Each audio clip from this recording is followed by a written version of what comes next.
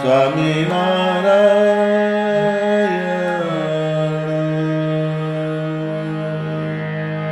સ્વામિનારાયણ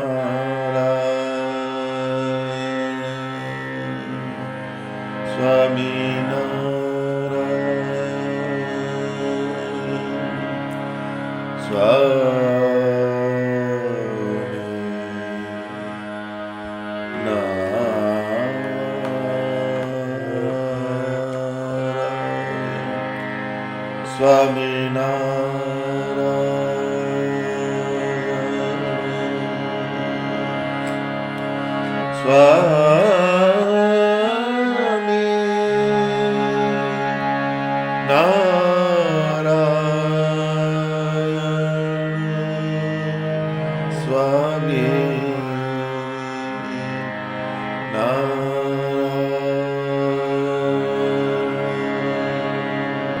ભજમાન મોરા સ્વામિનારાયણ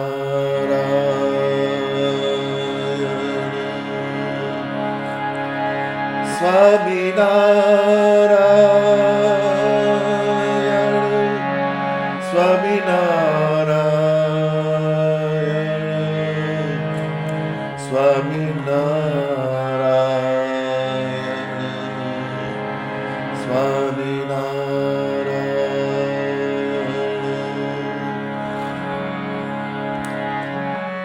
સ્વામિનારાયણ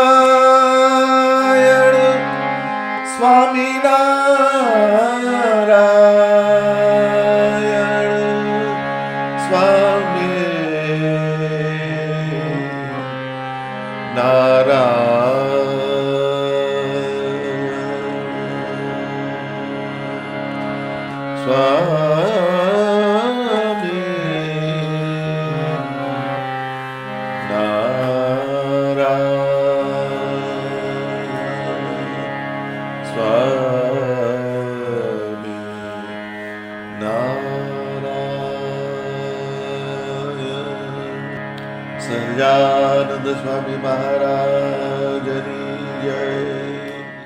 સૌ હરિભક્તોને મારા જય સ્વામિનારાયણ. વિવેક ચિંતામણી દૈવી જીવ કો અંગ ભાગ 7 તારીખ 10/3/2024.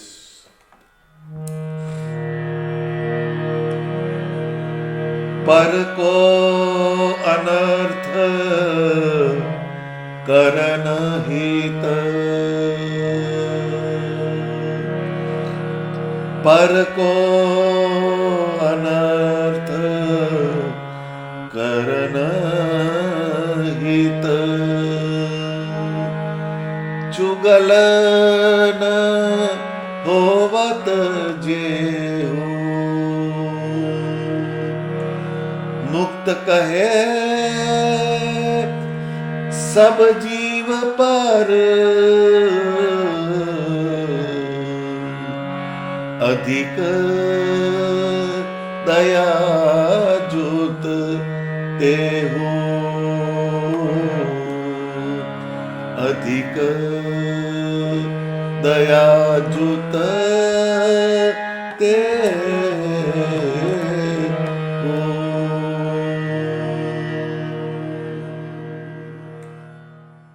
પર કો અનર્થ કરન હિત, ચુગલ ન હોવત જેહુ.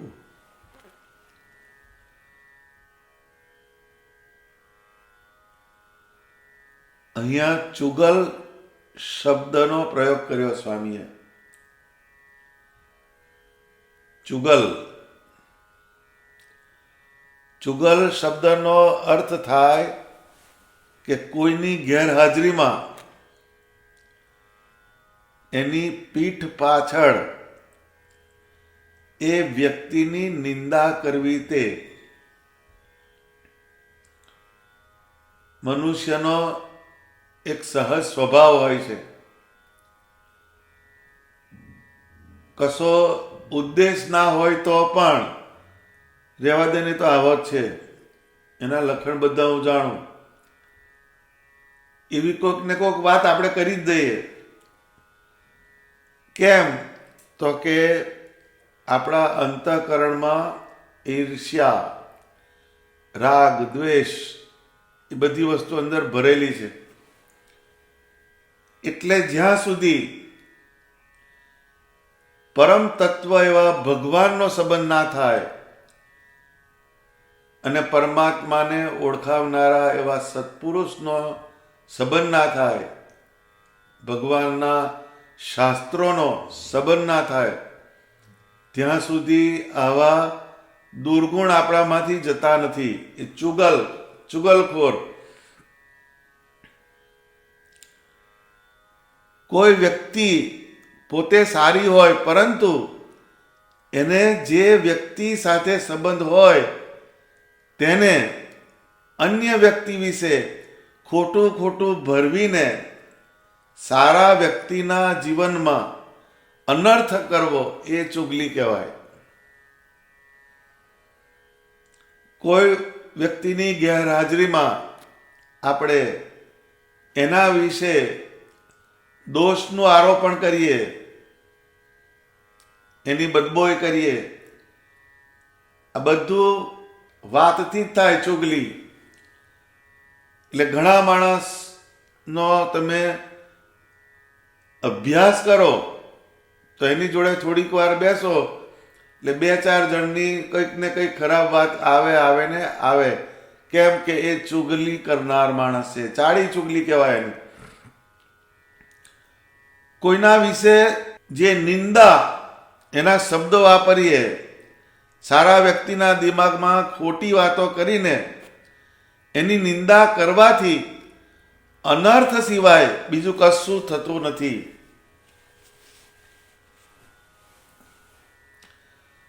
ચુગલી કરનાર માણસ ક્યારેય સારો હોઈ શકે નહીં. કેમ કે એના અંતઃકરણમાં વિચારો જ ભ્રષ્ટ છે. સારું ચિંતન નથી, એ ખોટું જ ચિંતન કરે છે. જેમ મુક્તાનંદ સ્વામીએ કહ્યું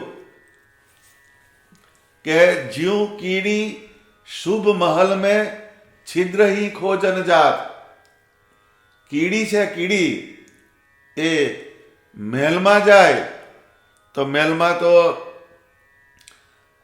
ઝવેરાત હોય, દાગીના હોય, સોનું હોય, આ બધું હોય, પણ કીડીને એ પથ્ય પડતું નથી.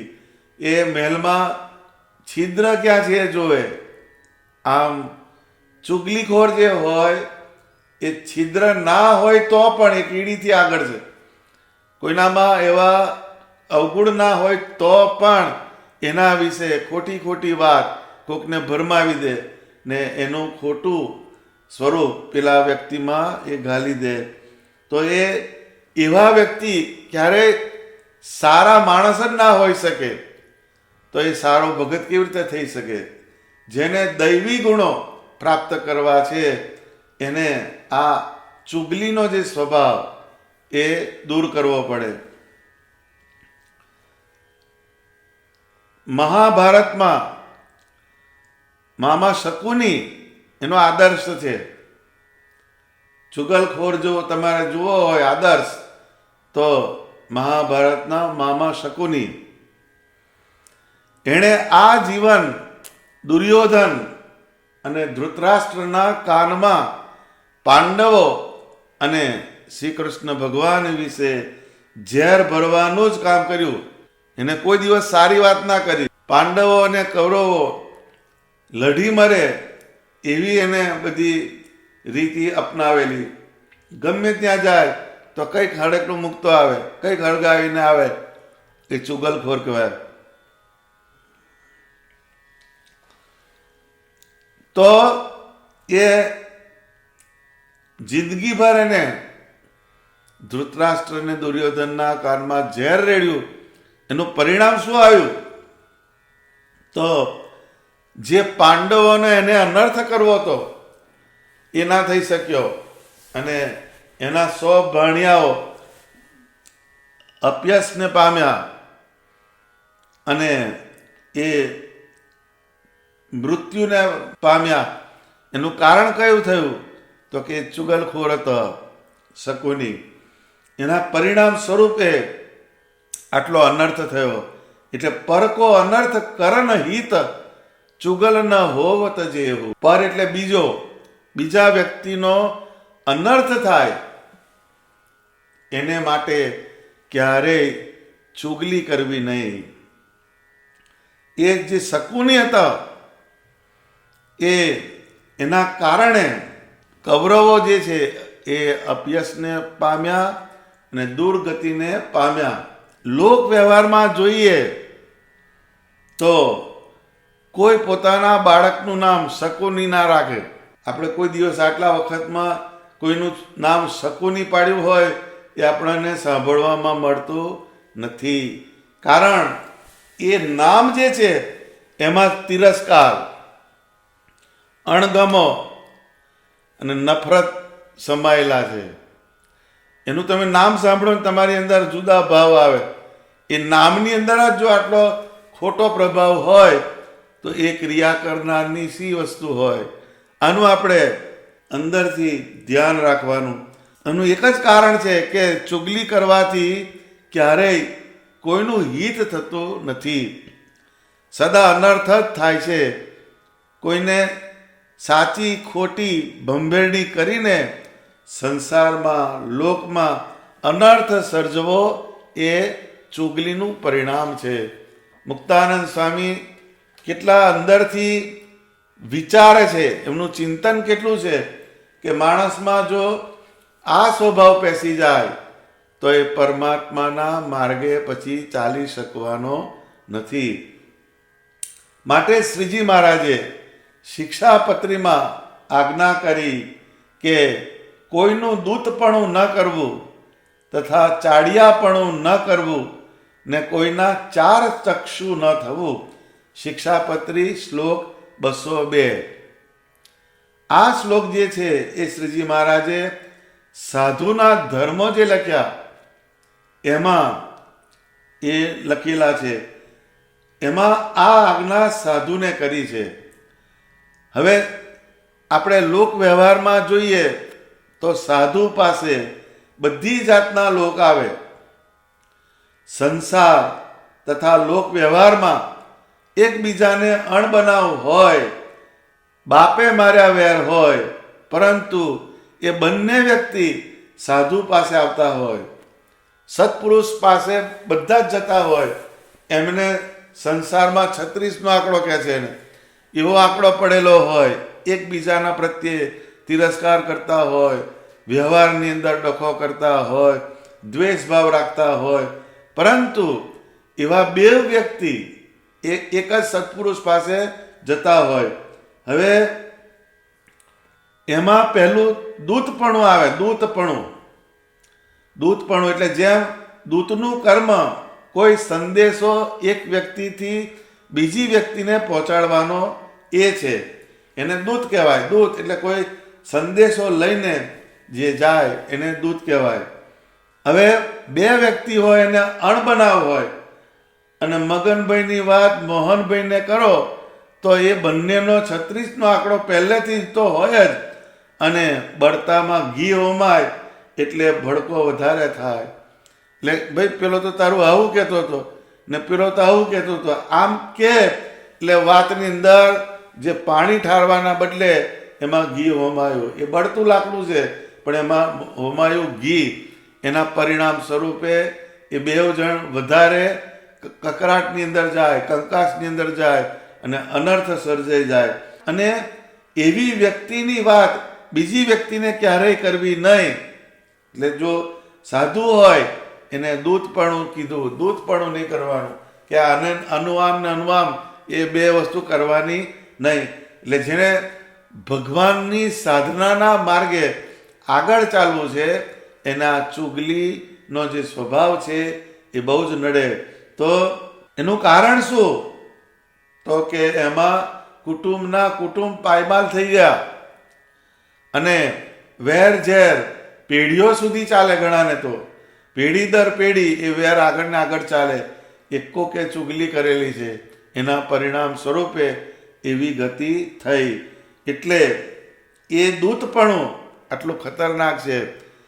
બીજું ચાડિયાપણું, જે ચુગલી કીધી ને અહીંયા, એ ચાડિયાપણું એટલે શું?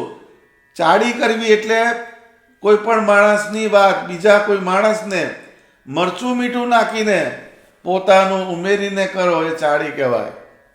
કહી જ દે કોઈ પણ વાત હોય, એ થોડુંક હોય એને એક્સટેન્શન કરીને વધારે કરી અને એને કહે, અને એના પરિણામ સ્વરૂપે પેલા બંને વ્યક્તિના અંતઃકરણમાં એ આગ લગાડે. એટલે ચાડીમાં અનર્થ રહેલો છે. ઘણાને આવી વાત કરીને બંને વચ્ચે ઝઘડો થાય, અણબનાવ થાય, એને જોવામાં આનંદ આવે. એવા પણ હોય પાછા કે જો કેવું કર્યું, જોયું ને, કાલ જોજે આવું પાછું કે કોકને. એ ચાડી કરીને બે જણને લડાવે, બે જણના કુટુંબની અંદર અનર્થ સર્જાવે. એવી જે વસ્તુ આપણામાં જો હોય તો એ ભગવાન પાસે તમને લઈ જવાના નથી. દૈવી જીવથી આ ના કરાય. જેને દિવ્યતા તરફ, દિવ્ય તત્વ તરફ ગતિ કરવી છે એવા વ્યક્તિએ આ ચાડીની જે વાત છે એ કાયમ ધ્યાન રાખવાની. કોઈ વ્યક્તિને સારા લાગવા માટે કહેતા હોય, પાછા કોઈક માણસ હોય એને વાત કરે, એને સારો લાગવું એમ કરીને પેલાનું ખોદે. કોઈને અણબનાવ હોય કોઈની સાથે તો જે વ્યક્તિ હાજર ના હોય એના વિશે બરાબર ખોદે, ખપડી લઈને ખોદે, અને અંદરથી એને એમ કે આ માણસ હું આટલું કરીશ તો એ મારા ઉપર ખુશ થશે. પણ એ ખુશીમાં તને કશી પ્રાપ્તિ થવાની નથી, ઉલટાનો અનર્થ સર્જાય. એટલે કોઈને સારા લગવા અથવા તો એની પાસેથી કોઈક આર્થિક સામાજિક લાભ લેવો હોય તો પણ કોઈ બીજી વ્યક્તિની નિંદા કરીને બીજાનું અહિત કરવું નહીં. ઘણા આર્થિક લાભ માટે આવો ધંધો કરે, બે પૈસા મળે તો આની પાસે કરે, આની પાસે કરે, એટલે પછી એનું સારું લાગે તો એની સાથે વ્યવહાર કરે. એ આર્થિક છે, સામાજિક છે, કૌટુંબિક છે, એવા લાભને માટે પણ ચાડી કરવી નહીં. એમાં ભગવાન ક્યારેય રાજી થતા નથી. કોઈની ચાડી કરો એમાં શ્રીજી મહારાજ ક્યારેય રાજી થાય નહીં. અને અનર્થથી દૂર રહે તે દૈવી કહેવાય, સત્પુરુષ કહેવાય. તો એ દૈવી જીવની વ્યાખ્યામાં આ વસ્તુ આવે કે કોઈનો અનર્થ થાય એવું ચાડિયાપણું ક્યારેય કરવું નહીં. એ આપણા જીવનની અંદર આ સૂત્રને લખી રાખવાનું. કેમ કે તમે કોકની ચાડી કરો છો, પરંતુ પહેલાં તમે જ તમારું અંતઃકરણ ભ્રષ્ટ કરો છો. ખોટા વિચાર, ખોટા ઘાટ સંકલ્પ એ તમારી અંદર ગુમરાવા લાગે, અને પછી એ તમને પોતાને બગાડે અને બીજાનું પણ અહિત કરે. તો એ ચાડી ક્યારેય કરવી નહીં. પછી ચાર ચક્ષુ એટલે જાસૂસી. કોણ શું કરે છે એનું ચિંતન આપણે રહે, આપણે શું કરીએ છીએ જોઈએ નહીં. એને ચાર ચક્ષુ કહેવાય. એ પણ નકામી વસ્તુ છે. કોઈના જીવનનું આપણે શું, એ ભગવાન જોવે ને એ જોવે, પરંતુ આપણે એમાંથી ક્યારેય નવરા પડતા નથી. એ ચાર ચક્ષુનો જે ધંધો કોકને લાગી ગયો એ કાયમ બીજાની ક્રિયામાં, બીજાના જીવનમાં ડોકિયા કર્યા કરે. એટલે ક્યારેય એને કરવાનું જે કામ છે રહી જાય અને બીજાની અંદર એનું ચિંતન ફીટ થઈ જાય. તો એ જેને ભગવાનને માર્ગે ચાલવું છે એના માટે એ વાત નકામી છે. તો આ વાતને સમજવી પડે. અને મુક્ત કહે સબ જીવ પર અધિક દયા જુત તેહુ. અહીંયા દયાની વાત કે છે બીજા ચરણમાં. સબ જીવ પર, બધા જ જીવ ઉપર એને દયા હોવી જોઈએ. તો દયા જે છે, દયા ધર્મ કા મૂલ હૈ એમ કે છે. દયા ધર્મ કા મૂલ હૈ. ધર્મ પાલન એનું પહેલું સ્ટેપ એ દયા છે. દયા તમારી અંદર આવી તો તમને કંઈક કોઈકને આપવાનું મન થશે, દેવાનું મન થશે. એના કારણે જેને તમે આપ્યું કંઈક એ પ્રસન્ન થાય અને એ તમારા માટે સારા વિચાર કરે, સારા સંકલ્પ કરે અને તમે કોકનું સારું કરો તો તમારું અંતઃકરણ અંદરથી તમને સારા ગાઢ સંકલ્પ કરાવે.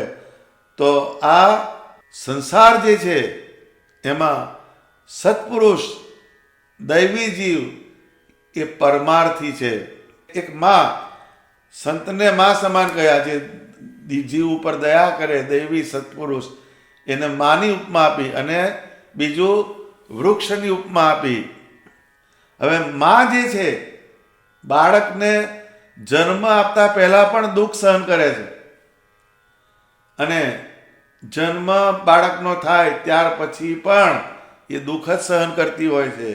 એને પાળી પોષીને મોટો કરે, પછી એ આગળ પણ જુદી જુદી ઘટનાઓ થાય તો માના ભાગ્યમાં દુઃખ જ આવે. એનું લગ્ન થાય છોકરાનું તો પણ એમાંથી એને દુઃખની પ્રાપ્તિ થાય, પણ એ ક્યારેય બાળકનું અહિત જોતી નથી. એ માં કહેવાય. એમ સત્પુરુષ જે છે એ આ જીવના જે ગુના, જીવના જે દુર્ગુણો એને જોતા નથી, પરંતુ એ દુર્ગુણોને નાશ કરીને એનામાં સદ્ગુણ કેવી રીતે પ્રવેશ કરે એનું એ ચિંતન કરે. અને વૃક્ષ જે છે એ પણ જેમ તડકામાં ઊભું રહે, વરસાદમાં ઊભું રહે, પણ એના છાયે જે આવે, એના નીચે જે આવે એને એ રક્ષા આપે છે. એના ઉપર ફળ થાય છે, લોકો ઢેખડા મારે અને ગમે તે રીતે ફળ પાડે, પરંતુ એ વૃક્ષ ક્યારેય કોઈનું અહિત કરતું નથી. એ પરમાર્થી છે, કોઈનું પણ સારું થાય એનો ગુણ એનામાં છે. એટલે નિષ્કુળાનંદ સ્વામી કહે છે, દયા રહી છે જેના દિલમાં, નથી ઘટમાં ઘાત. જેના દિલમાં દયા જ રહેલી છે, ઘટ એટલે એના જે શરીરમાં ક્યારેય ઘાત, કોકનું અહિત થઈ જાય, કોકનું ખરાબ થઈ જાય એવું ક્યારેય ચિંતન કરતા નથી. કેમ કે સત્પુરુષ છે, દૈવી છે. જેમાં જનનીને હૈયે હેત છે, સદા સૂતને સાથ, અરોગી કરવા અર્ભકને પાયે કડવેરા કવાથ. એટલે એમ જનની એટલે માં, એના હૈયામાં હેત ભરેલું છે. એટલે એ શું કરે છે તો કે સદા સૂતને સાથ, એનો જે પુત્ર હોય એમાં માને હેત છે. એટલે અરોગી કરવા અર્ભક, અર્ભક એટલે બાળક, બાળકને રોગથી મુક્ત કરવા પાયે કડવેરા કવાથ. જે પહેલાના જમાનમાં, પહેલાના સમયમાં આયુર્વેદના એવા કવાથ આવતા, એ બહુ કડવા હોય, કડવા ઝેર જેવા. એ કડવો કવાથ પાય, પરંતુ એ બાળકને સારું કરે. જાણો સંત સગા છે સહુના, જીવ જરૂર જાણ, નિષ્કુળાનંદ નિર્ભય કરે, આપે પદ નિર્વાણ. એ સંત જે છે એ સગા છે સહુના. આપણે સૌના સગા નહીં. આપણો હગો ભાઈ હોય, કાકા મામાનો હોય, માસીનો હોય, ફોઈ ફુવાનો હોય, પાછા એમાંય તે લેવલ હોય બધાના. એ સરખું હેત નહીં, હેતની અંદર પણ પ્રકાર હોય. પરંતુ સત્પુરુષ એને કોઈ પોતાનું નથી ને કોઈ પારકું નથી, એને બધા સમાન છે. જાણો સંત સગા છે સહુના, જીવ જરૂર જાણ. બ્રહ્માનંદ સ્વામીએ વડતાલમાં મંદિર બાંધ્યું, એણે ક્યાં પોતાના સગા માટે બાંધ્યું છે, પરંતુ જે કોઈ જીવ વડતાલમાં દર્શન કરે એનું કલ્યાણ થાય. નંદ સંતોએ બધા શાસ્ત્રો લખ્યા, કીર્તનો લખ્યા.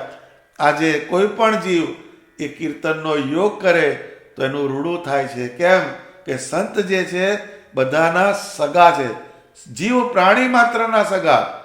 એને બધાની રક્ષા થાય, બધાનું શુભ થાય, બધાનું કલ્યાણ થાય એવો જ્ઞાન માર્ગ નંદ સંતોએ પ્રવર્તાવ્યો.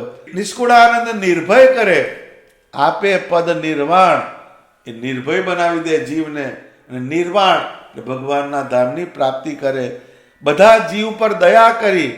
એ શું તો સત્પુરુષના યુગમાં જે જીવ આવે એને એ કાળ, કર્મ, માયા અને યમદૂત એનો જે ભય છે, કાળનો ભય, બધાને કાળ સમય સરખો રહેતો નથી અને અંત સમયે વિકરાળ સ્વરૂપ કાળનું થઈ જાય. એ કાળ, કર્મ, એ કર્મ બધાને સતાવે, માયા બધાને સતાવે અને યમના દૂતનો ભય દરેકને હોય છે.